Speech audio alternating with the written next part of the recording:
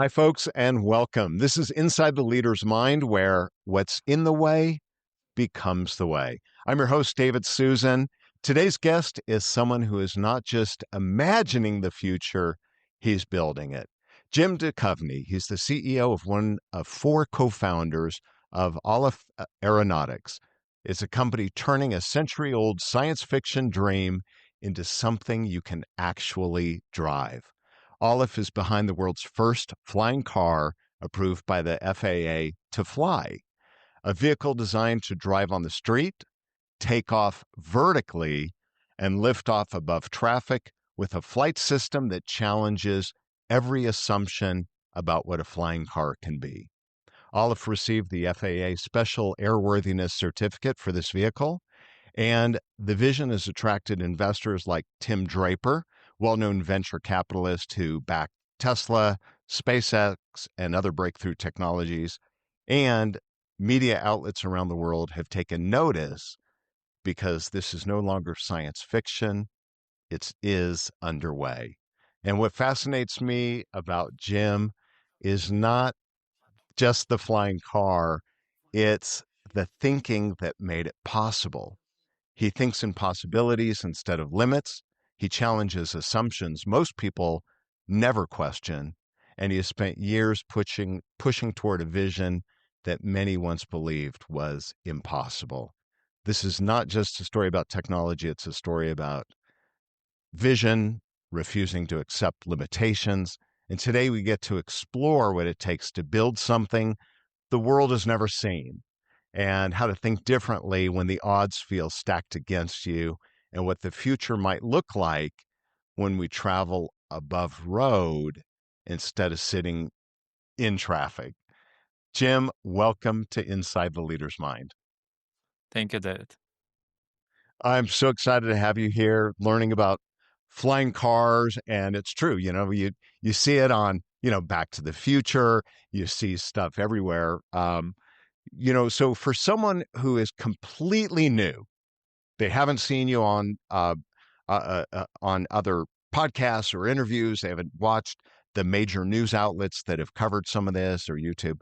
And if someone asks you, what does Alef build? Where do you start that explanation? Well, this is not my first startup, and unlike other startups, the advantage here is when people ask what Alef do, there is only two-word answer: flying car. Love it. There And is, unfortunately, because of the media, those two words can mean anything right now. If you would ask 10 years ago for somebody to describe what a flying car is, most people had about same or similar idea. Now we have something called eVTOLs, flying taxis. We have cars with expandable wings with airports. So we have many kind of what is called advanced air mobility.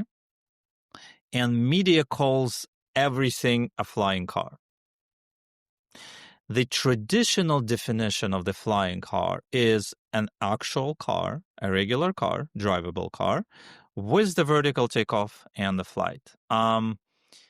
It's unbelievably challenging, and due to technical limitations was almost pretty much impossible to do before.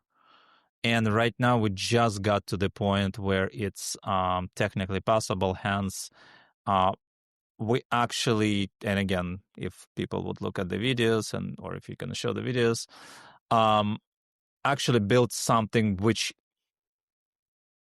actually has everything in the definition of the traditional flying car. wow. And we're not just talking, what's the word I'm thinking? Oh my gosh. The uh, eVTOL flying taxi. yeah, and what people think of is just, the big rotors out to the side blowing. I mean, and this thing looks like a car and it drives like a car, correct? Right. It's actually the other way around. It is a car first and foremost, and an aircraft second. It's a car which can do the vertical takeoff unlike an aircraft which has wheels for driving. So It's first and foremost, it's a car. first and foremost a car. So your vision of how this might be, let's say we're out in a smaller rural area to get started. Explain a little bit about what the vision of what this might look like. So someone's driving along and kind of go from there. Sure. So there is a short-term vision and a long-term vision, right? Because if I'm going to start describing long-term vision, we are not there. There are many things which are not ready there, regulation-wise, infrastructure-wise, and so on, right? So the short-term vision is, like, as you correctly point out, it's probably more rural than urban area. Somebody would, so usually the rural area looks like this. There is some kind of a town, village, or a small city, or a farm, and it's connected usually by one or two roads to something else. Those roads often enough get clogged, or there can be like a natural traffic, something can like there may be like an accident or something like that. So people need a reliable and much faster way, even in rural areas, to commute to something, because every time if there is like a one road connecting your rural area to something else, you're completely dependent on that road, and every morning when you leave your house, you have a 50-50 chance that something can happen on that road, and you may not reach your destination in time. That's when flying cars come in, because you would get in your car, in your garage, you would drive it along your regular path. If you see that the traffic is not normal, or like it's not just moving freely, you would get probably off the road in some area where you can take off. And that can be any area. It doesn't have to be like a vertiport, right? Any area, but you probably would not be taking off from the actual freeway. You would take off, and you would fly to your destination, or you would fly for some short period. You would land again, not on a road, but somewhere off-road, and then you would continue driving. The other scenario, you would actually fly door to door, or another scenario, you would drive door to door. So it gives you three options: driving door to door, flying door to door, or the combination of driving and flying. So the result of it, you have a dependable timing on your commute. That commute does not depend on traffic. It's reliable, and which is a completely separate conversation, it's actually safer than your regular commute. It's crazy. What made you commit to doing this? When people say you can't do this, right? It's like, oh, it can't be done. Well, so I have like a lot of again, there's like 4 founders, and each of the founders, Konstantin, Oleg, and Paul, have their own motivation. I was actually living in Palo Alto and working in South San Francisco. That commute is crazy. So the very simple thing, which kind of we learned in Silicon Valley, if you see a problem, fix it. I literally had like a crazy commute going to work in South San Francisco and going back to Palo Alto here in Silicon Valley. So there needed to be some kind of a solution. Turns out that in 2015, a lot of technologies matured. It's a lot of separate technologies, right? It's not just one technology. It's battery technology, it's composite materials, it's sensors, rapid prototyping, drone software. There's a lot technologies. All of those technologies were not mature enough, like let's say before 2015. So we actually got to the point where you imagine something, as you said before, something crazy, something which is science fiction, but then it has to be combined with a hardcore technology reality. A lot of people dream of interesting stuff. This is why we have Hollywood. This is why we have science fiction. And this is great, that what inspires us. But I think our job, especially here in Silicon Valley, is to take those dreams and try to apply known technology to those dreams, right? And in most cases, it's not a single technology, it's actually multiple technologies which you take, right? Which means you have to understand those technologies, you have to understand their limitation, and you have to apply them. To that, there is a semi-funny anecdote that when we met in 2015, because my expertise is not in aeronautics, not in composite materials and everything I just said, right? The batteries and so on. My co-founders, this is where their expertise is, like Ole, Konstantin, and Paul, right? So I asked them, based on the modern technologies, based on what we have, how long is it going to take for us to build a prototype and actually show it to people? So they said it's going to take about 6 months. That was 10 years ago. And there's been a huge range of reactions about this online and in the media. What's the most common misconception that you've noticed or see? The most common misconceptions are usually about safety, right? They're crazy drivers. These things are gonna fall on your head. This is gonna be like a nightmare, like with safety. I don't want to, if you're going to want to get into this conversation right now, but it's a huge, huge topic because safety is actually a lot of separate things. Almost all of them are misconception because people don't understand how technology works. Not only technology, people have to understand how technology works, how the current regulation works, how the future regulation works, how this applied, and how it's actually safer not only than traditional aircraft, it's actually safer than traditional cars. But again, tell me when you want to get into that discussion because it's a long and deep discussion. That's one of the common misconceptions. Another Go ahead. Sorry. Sure. There are other common misconceptions there too, that it's going to be bad for environment, even though it's actually better for environment than electric vehicles. The most common misconception that Elon Musk invested in Alef. That's not true. Like completely not true. There are other misconceptions. It's just a big drone. The other misconception is you can have only a good car or a good aircraft, but not both. So there are a lot of misconceptions, and I don't think your show is long enough for me to clear all of them. But I think safety is the most important one. And I imagine from the outside looking in, you look at safety, but then it's just the whole idea of how the logistics, with roads, we have years of building roads, and the white line down the on the side, the yellow line down the middle, right? The dash lines, and I would imagine, and maybe you haven't even thought this far ahead because you just got to get the technology there. But from the outside looking in, I'm thinking, how do you control this without cars just crashing into cars?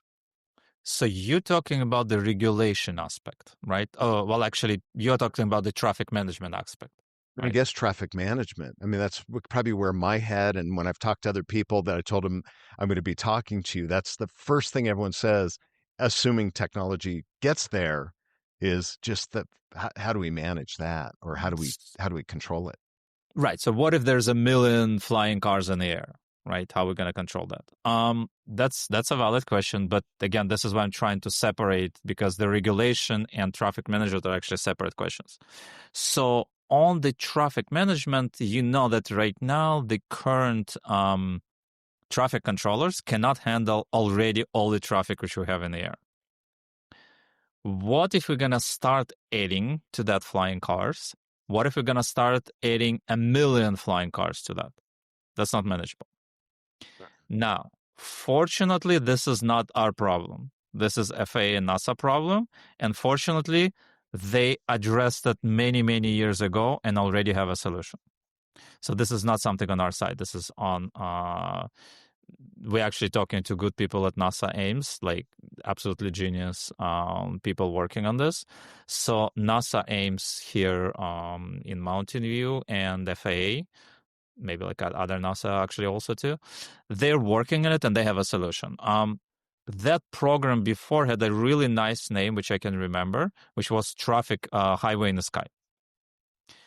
Unfortunately, they renamed it to some bureaucratic name, which I cannot remember for the life of me. Like, I tried to remember how it's called. But basically what it is, it's a scalable solution, right? So what it does, it introduces digital aspect, like API calling. So as you're, so imagine this, as an aircraft is traveling, the control tower and other aircraft at all the time or most of the time know where it is. So there are API calls, there is a ping, there is a way of understanding where it is. Moreover, it also guides you through the specific corridors in a very specific way, right? As you know, that's the beauty of the software. It can scale things. Whatever we had, like, for example, one person doing something, and then we bring a software. Now software can do much, much bigger scale, right? Same thing here. It does not mean that there is not a human in a loop in two sides, in the car and on the ground, right? There's still people in a loop. But because of digitization, you can actually scale this much better. So this is actually not on our side. This is on the side of NASA and FAA, who are actually making this safer. And by the way, those innovations not only trying to make travel like more aircraft or anything like that, it's making it much, much, much safer. You still have a human in the loop, but you have so many more software safety checks, safety controls, guidance. You don't lose aircraft like right now. Right now, most of the aircraft flying without guidance control on the ground. This actually gives more control to the FAA, and it actually gives more safety to the people. So that system already existed. Used to be called Highway in the Sky. Now I don't know what it's called now. So, some new name. Fascinating, fascinating. Well, I want to shift just a little bit and look back. Started in 2015. As you look at some of the early constraints, whether it was funding or timing or regulations, even you went through the middle of COVID with this, et cetera. Were there any constraints that ended up really shaping Aleph in a useful way? So as an early startup, and aviation and automotive startup requires much more funding than SaaS, AI, or some other kind of startup, right? So that means, yes, funding is a constraint. And yes, it shaped us in working incredibly efficient with little money. It's probably not unique to a startup, like most startups have that. But we have that even more because it's aviation slash automotive. With a really limited funding, we have to come up with not only technology, but processes which make things much, much more efficient. And the good thing, so the end result of it, you would get a car which costs less. There is a reason that eVTOLs like Joby Archer and many others cost well over $1 million, some of them like $2 or $3 million, right? We cost a fraction of that. And it is because we always have this constraint, and we're trying to make it with little amount of money. We try to make it work. So not only we have trying to fight laws of physics, if you want to say like something like that, but also financial constraints. And that shaped us a lot. So we have a very interesting processes, very unique processes right now, which have to be at the same time more efficient and require less funding. In addition to that, because obviously you got to make decisions around how do I be more lean, since you are pushing the boundaries, the frontier, et cetera, are there some leadership as a leader, CEO here, leadership decisions that you made that really stand out as being especially consequential to where you're at today?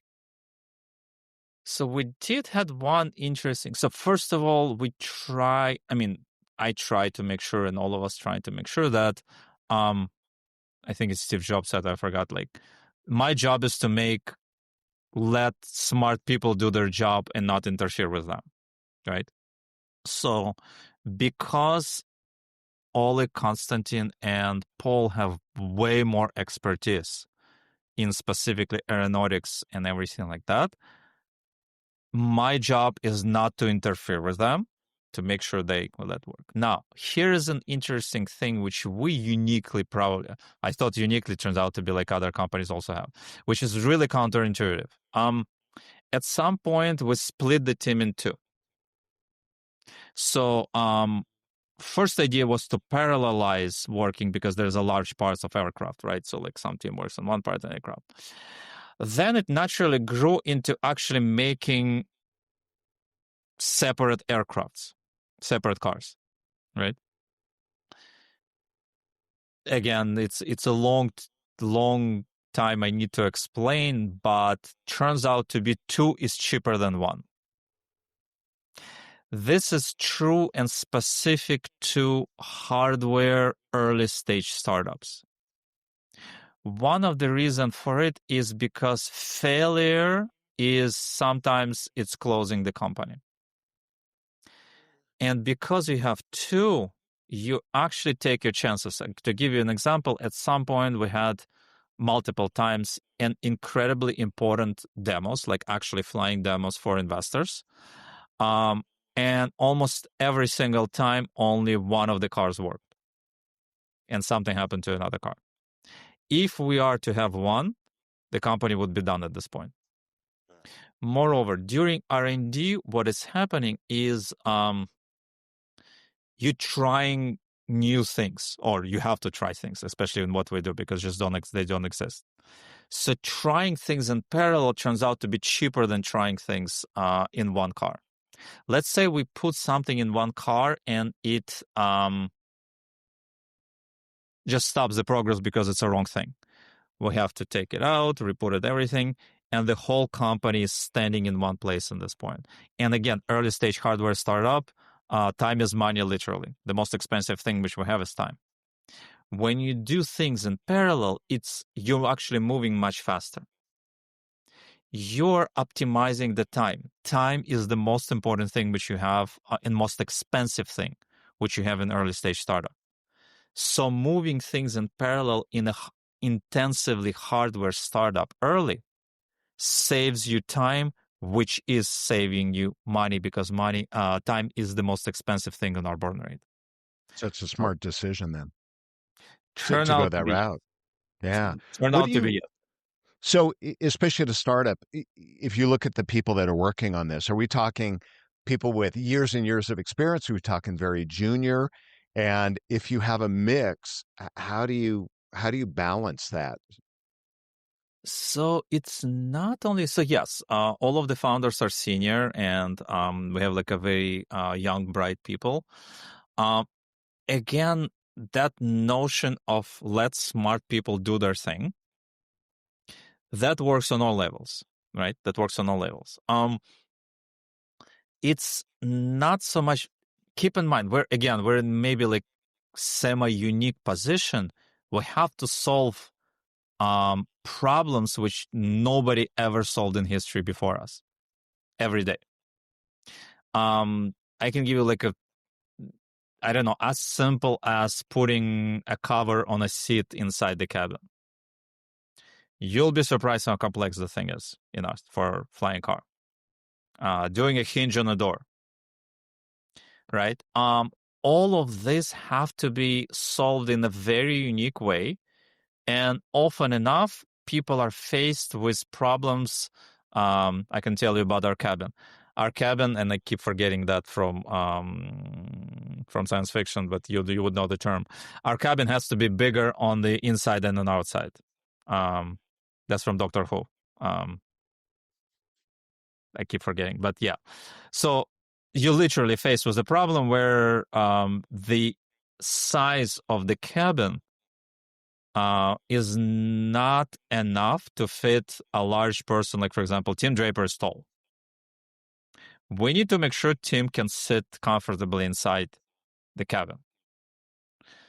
That's not trivial because we have a limit on the cabin size. So somebody has to solve a problem where you have to fit a 6'5" person in a very, very small cabin. This is what our guys are faced every single day with kind of like problems like that. So this is how you balance like a senior team, like founders, and younger people. They're because they're working on interesting problems, right? And again, it's a startup, and one day you're solving something which laws of physics tell you cannot do, and then you solve it. The next day you're sweeping the floors because investors are gonna come. This is how things work in a startup, right? Yeah. But it's very interesting. This is why people want to come and work at Alef. You're literally solving problem when you're facing with like you versus laws of physics. And you don't have a choice. You have to solve this problem. And they do every day.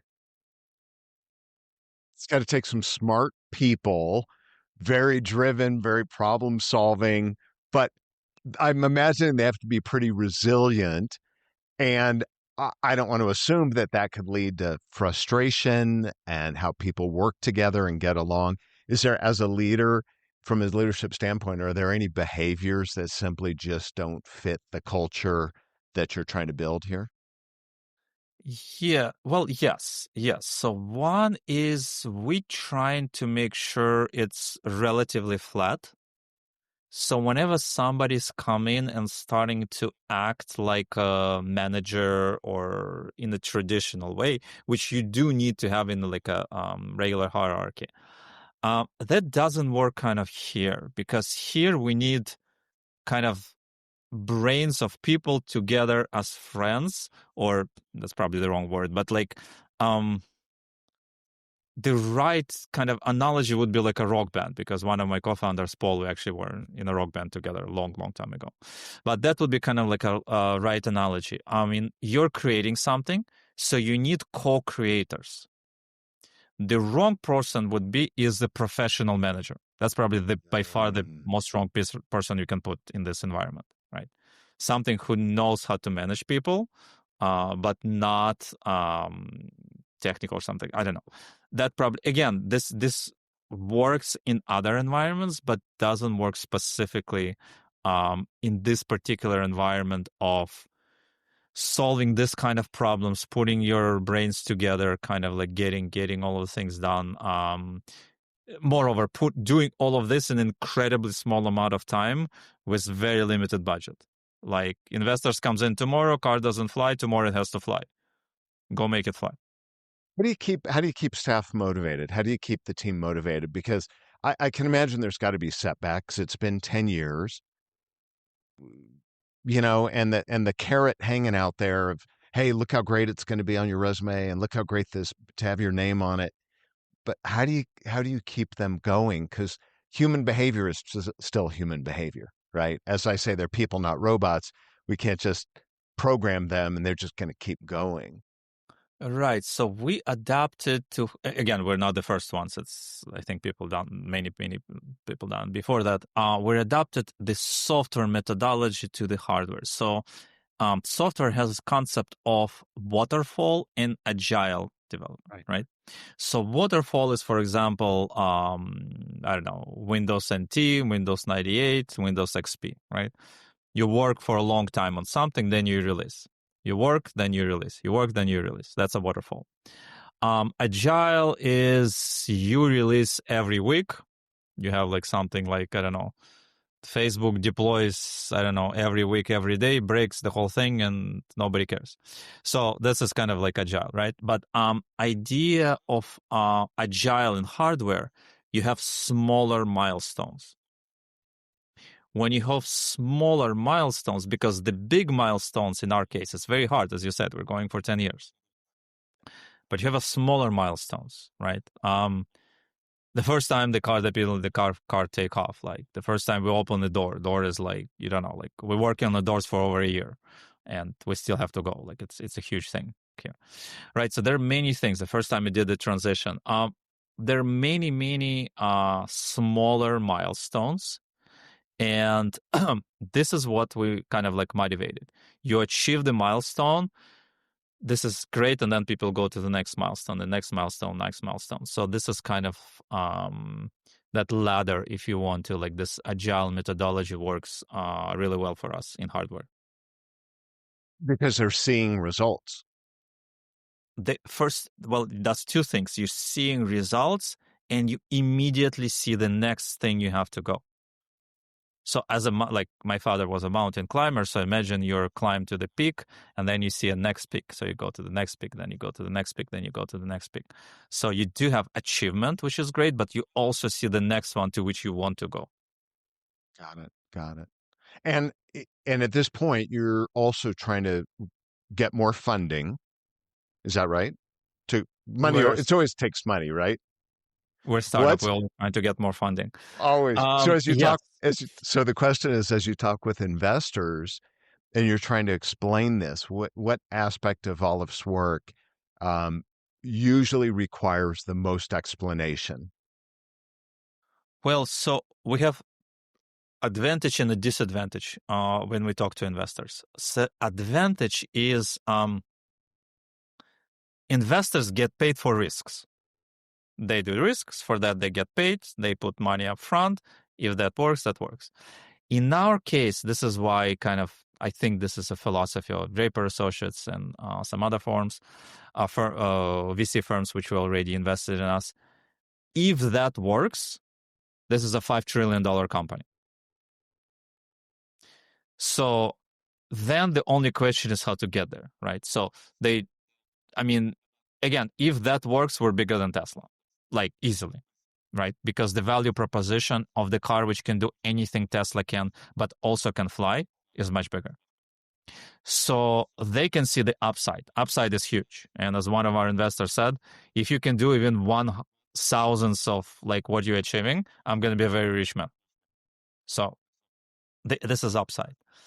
The downside, there are investors like to invest in what they know, right? Like some like to invest in software security, some like to invest in healthcare, specific healthcare, and so on. There are no experts in flying cars. So to your question about what are the investors are most confused about, the answer is everything. There are no experts in flying cars. There are no VCs which have enough expertise to actually go deep into that. And the ones who do already invested in some eVTOLs probably, right? So this is and yes, right now we're fundraising. We already have just a couple of days received another term sheet. So yes, this is obvious. And again, with fundraising, we also use same agile methodology, right? Same agile. I like what we did so far, and we're still doing it, raising small amounts to the next milestone. We just raise enough to get to the next milestone. That works well for us and for investors. Investors see results immediately, and they see valuation increasing. And we actually get just enough what we need, and then we go there. So it's a very interesting thing. We obviously get a lot of attention. Oh, yeah. But then what happens, so obviously investors love us, so we get a lot of attention from investment community. We have 25 investors already on the cap table. But then we get into the deep understanding. That's not only the technology, that's a business understanding, the regulation understanding, the legal part and everything. This is where we need usually either sophisticated investors who can understand all the levels and get to all of this, or investors who would trust other investors who already done due diligence. Nothing in between. So this is where we're in a very kind of unique position.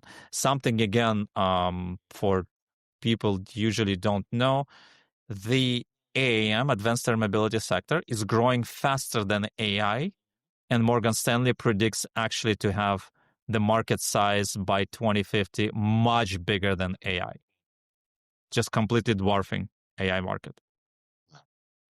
That's crazy. Right. So this is another thing which, again, like some investors know. But again, like, I mean, the growth like knows, but like where the market is going to go, this is speculative. This is what investors do, right?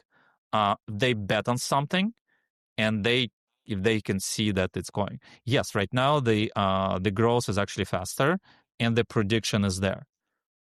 But this is speculative until we get there. So the whole thing, which I'm talking about, like the big bright future where we are right now, the most important thing is that road. How do we get from here to here? Yeah. Right? Yeah. You don't see my arms. They're somewhere here. But yes, from here to anyway, you got it. I get it. I get it. I get it. So as you're working with investors, you're working with others. There's four of you, four founders. Yes. How do you ever have disagreement? And how do you work through that? So first, 4 was a horrible number to make a decision. It's an even number. Yeah. Right. And in a lot of times that was actually 2 against 2, like when we are. Turns out to be this is actually really good because it forces you to make a decision. You have to argue until you convince people. You don't have a choice. So when you're forced into some kind of a hard decision making, sometimes it's actually a good thing. It's a good thing because we don't have a choice. We have to move in. We're not going to close the company because we cannot agree. We have to make a choice, right?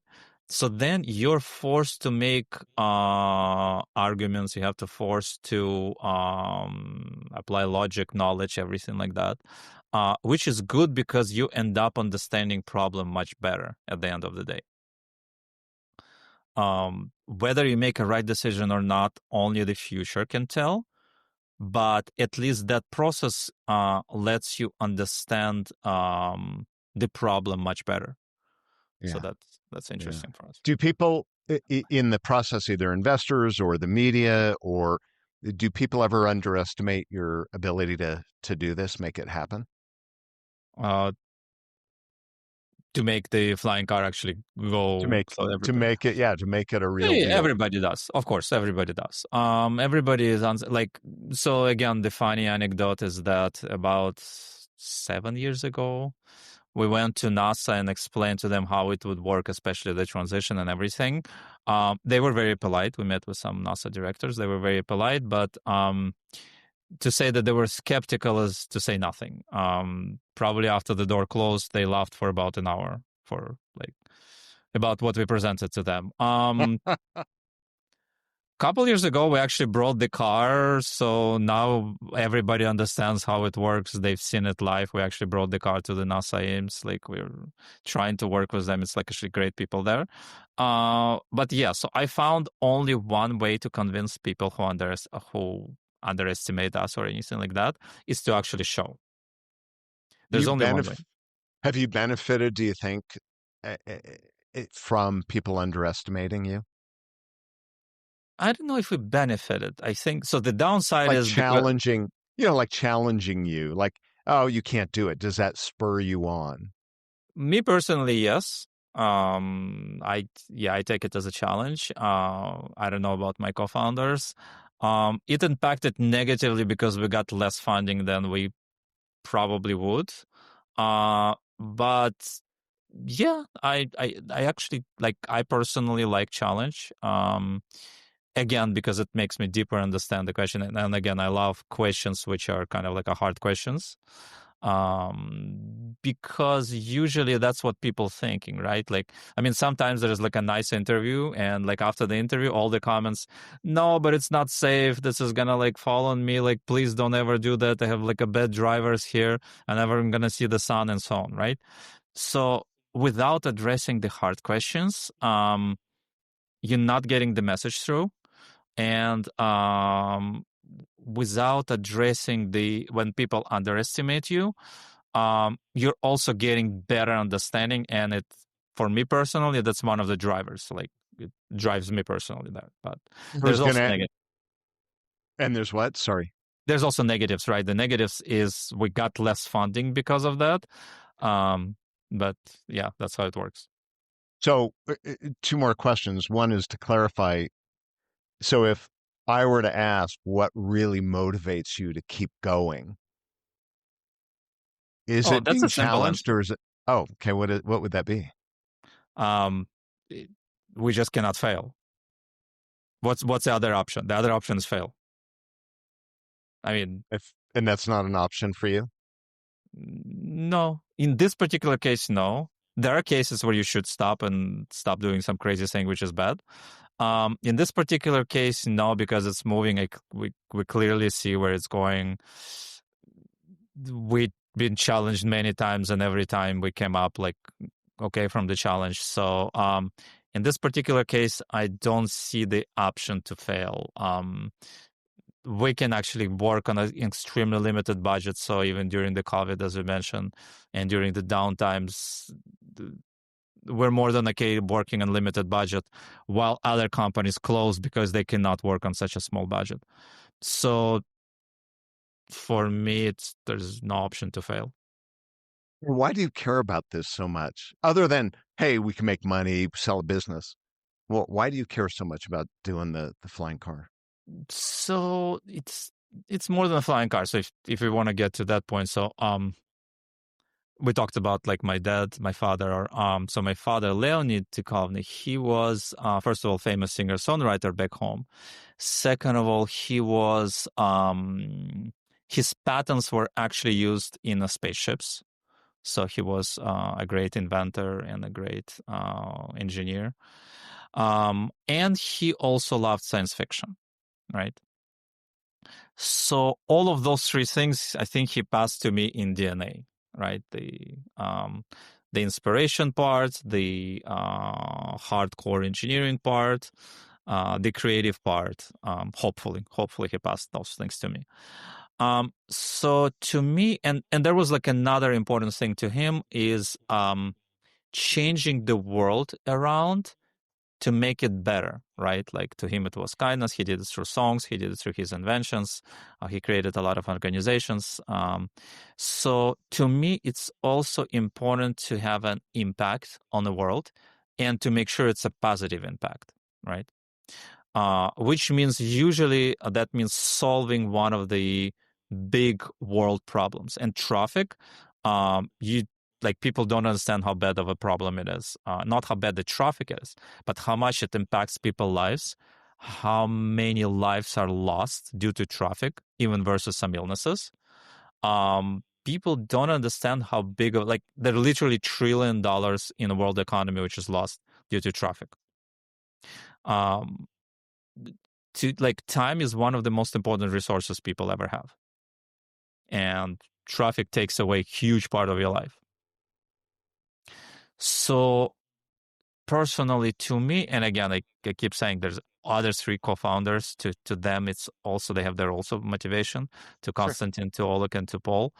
To me, it is important to make a positive impact. And what I thought 10 years ago when I actually started this, when I got the idea and created the company, that's also going to sound funny. I thought this is a low-hanging fruit. This is the simplest way to solve a big world's problem. Like, let's take some of the world's problem, and I thought there is actually technology, there's a solution. Let's put these two things together, and this is a low-hanging fruit. Let's just solve it. Like, it's taking 10 years now, but yes. This is why it's important.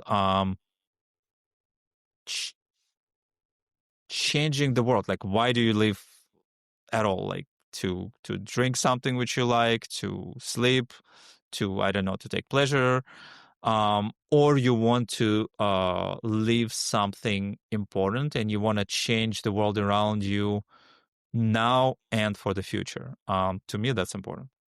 I love that. I love that. And it's a beautiful tribute to your father also. Right. Mountain climber, singer, inventor, scientist. I missed one. What was the Uh, other? There was he, some. he was a CEO of his own big companies too, so he was Oh also my gosh, that's entrepreneur and so amazing. All right. on. There are many things which he did, yes, but Oh, I learned that'll from be him, and I hope I got something in DNA from him. Oh, that's beautiful. That's beautiful. All right, last question. I ask all my guests this. What is the question you wish people would ask you, but they don't? They don't know to ask you, and you wish people would. Well, we haven't addressed the big elephant in the room yet. And that's probably the question. And big elephant in the room is safety. People assume things that flying cars are not safe. They assume that integration of flying cars into existing ground and air infrastructure is not safe without actually asking that. That's a big, big elephant in the room. And you know that our company will not have a single customer without safety. We will not be allowed to do anything without safety. So our company completely depends on safety, and 90% of what we do is pretty much safety. Now, the question to you, which I'll address back to you, is how much time do we have to talk about safety? A little bit. Maybe that'll Okay. be that'll be on the next future discussion. So very brief. Again, this is a deep topic, and I'm not going to address everything on safety. And this is again going to leave a lot of talks. But basically, so a couple important things to understand. First of all, there are 8 independent motor, propeller, speed controller systems independent of each other, which means the redundancy is much, much more than any traditional aircraft in which you flew.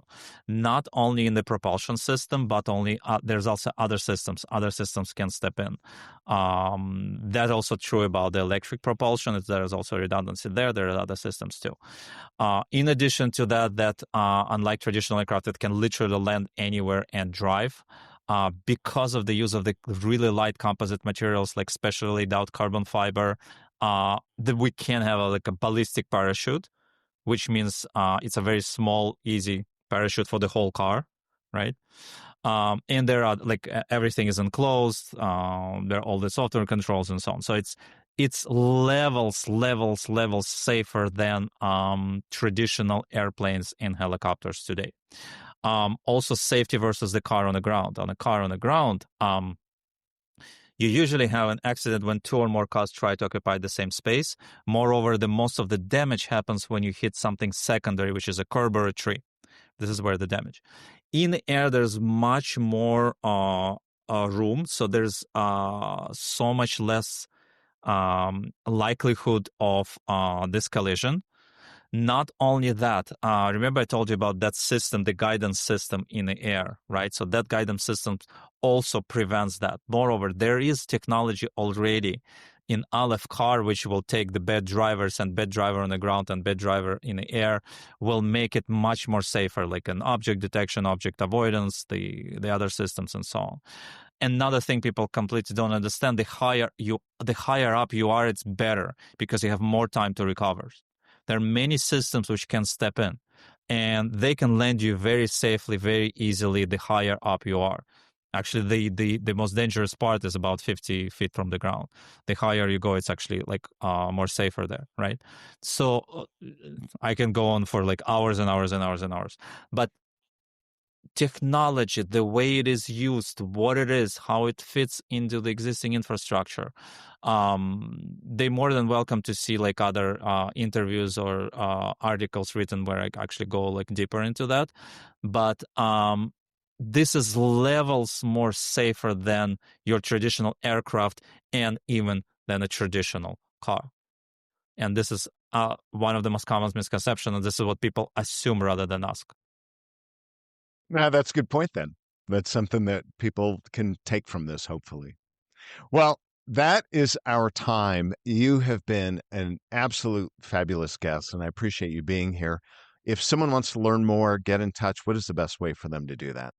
Sure. So first of all, there is a website, alef.aero. I cannot pronounce aero, so people think it's a completely different word. Again, it's alef, ALEF.aero.